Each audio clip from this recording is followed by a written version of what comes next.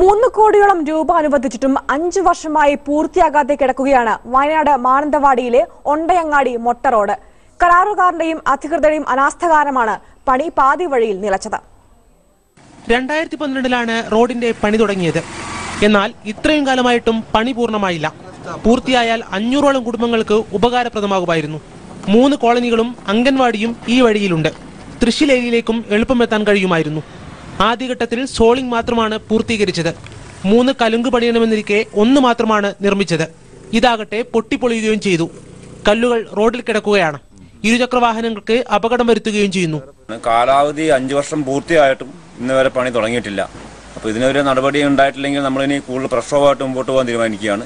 ഇയാൾ ഫോൺ വിളിച്ചെടുക്കുകയില്ല. ഇയാൾ ചാനലിന് വേണ്ടി നിർത്തിയിട്ടില്ല. കഴിഞ്ഞ പ്രാവശ്യം ഇവിടെ വന്നപ്പോൾ എഞ്ചിനീയർമാരെ കൂടിയാണ് വന്നത്. അപ്പോൾ ഇവർ പറഞ്ഞു, എഞ്ചിനീയർമാർ പറഞ്ഞു അടുത്ത മാസം പണി തുടങ്ങും. നമുക്ക് ഡൗട്ടുണ്ട്, എഞ്ചിനീയർമാരും ഉദ്യോഗസ്ഥന്മാരും ഇയാളും കൂടെ പൈസ വാങ്ങിയിട്ടാണോ ഈ പണി നീണ്ടുപോകുന്നതെന്ന്. കരാറുകാരൻ അനാസ്ഥ കാട്ടിയിട്ടും അധികൃതർ ഇടപെട്ടില്ല എന്നാണ് ആരോപണം. ശക്തമായ പ്രക്ഷോഭത്തിനൊരുങ്ങുകയാണ് നാട്ടുകാർ. മനോരമ ന്യൂസ്, വയനാട്.